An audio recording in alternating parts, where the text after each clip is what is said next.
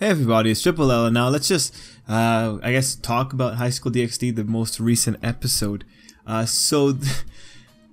This is Highschool DxD. Yeah, man, the ridiculousness. You know, again, Highschool DxD, they picked a fetish and they just hit it straightforward. They just went for it, and to some degree, you know, again, Issei is sometimes a very embarrassing character to follow, but when you see him just going so hardcore with it, when you see the whole series really just acknowledging it so hard, you can't help but chuckle at the ridiculousness of the situation and the ridiculousness of what's going on with Issei. And really, I'm sure I did not read this volume before. So this must have been the one that I skipped as I was going along the volumes for the light novel.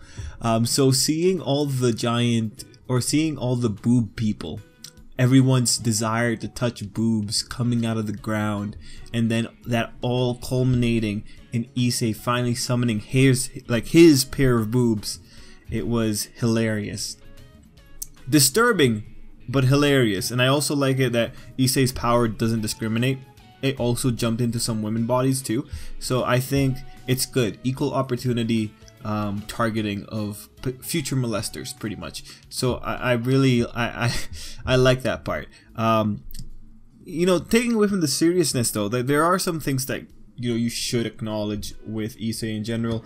His power set, you would think that, oh man, he's got hidden potential being given to him by his predecessor, or his predecessor talking to him about his hidden potential. What kind of cool power is this going to be? But then we see that the power itself ultimately revolves around Issei's own personal extreme fetish. This thing was the kind of episode that makes me want to jump into the light novel, so I went and I relapsed into the light novel. I read some of volume 9 and then I just jumped to volume 20 to keep going with the story for a little bit. And that was a fun time, but the thing with this power is just, I like how Highschool DxD balances it out. It balances it with what Issei enjoys, and then what power Issei is allowed when he is able to indulge in what he enjoys. I like that little dynamic, only because it's a nice balance. So by the end of this episode, we have Rias being summoned here.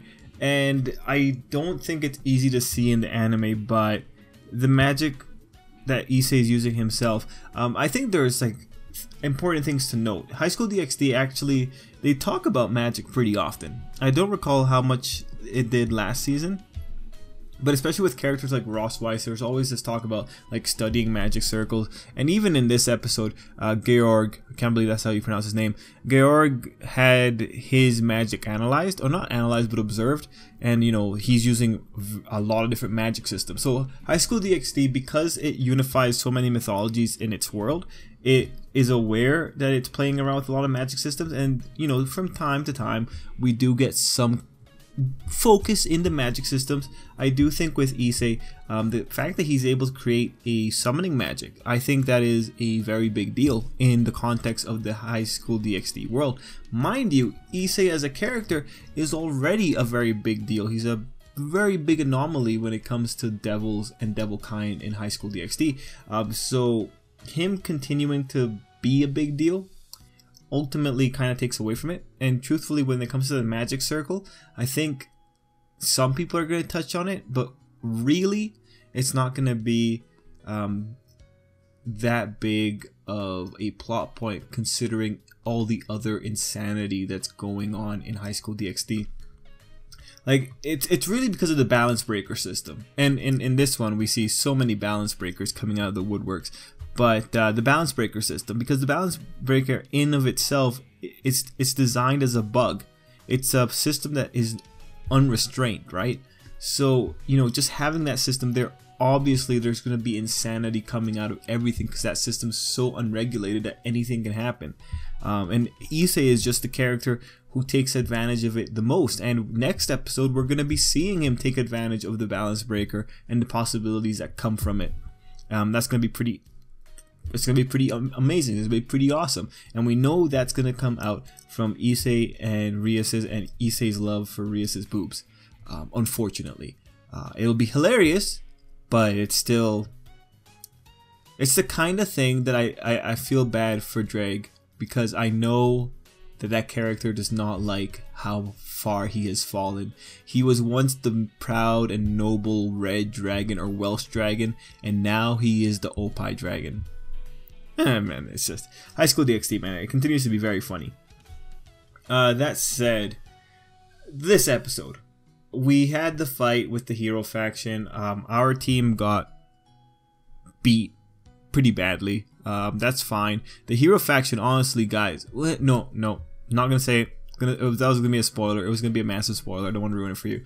The hero faction is a significant threat, though, right? So seeing that, it's pretty good, and it tells us that our guys still have enough room to grow, and that's always great to see. We know we're gonna get a bit of Issei's growth next episode, but it also just tells us that everyone else still has power that they can achieve without approaching Issei's level of power.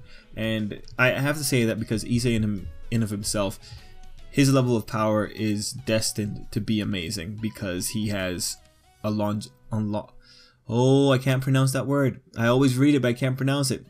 He's one of those special balance breakers, one of the, I think, 11 or 12. I think 11. Anyway, Issei does have a bit of a breakdown in this episode, and to some degree, I think it was really heavy-handed with how the episode itself portrayed it. Although I think High School DxD is generally very heavy-handed on how they portray Issei's breakdowns, because they usually want to break him down really quickly so that he can get something out of it. And you know, as I'm watching it, I'm trying to really remember, okay, Issei, where have you actually failed before? And there have been a few spots. Like the most recent one for recent memory was when he failed with Asya, and she was potentially killed, but then she was saved by someone else, thankfully. So you know, you look at that situation, and that situation was a monumental failure on his part. So his breakdown there, it's reasonable. It is, however, unfortunate how quickly he does break down, how quickly he does just go into tears. That's fine in the grand scheme of things for his character, though, because that's where he kind of has to grow. But it is still just unfortunate how quickly it happens, and then combined with how the anime over dramatizes it, it becomes just, I don't know, it's kind of a chore to like sit through it, because it feels like I've already seen this rhetoric before, but in the context of the character, it makes total sense. Oh, yeah, it makes a good amount of sense why he reacts the way he does.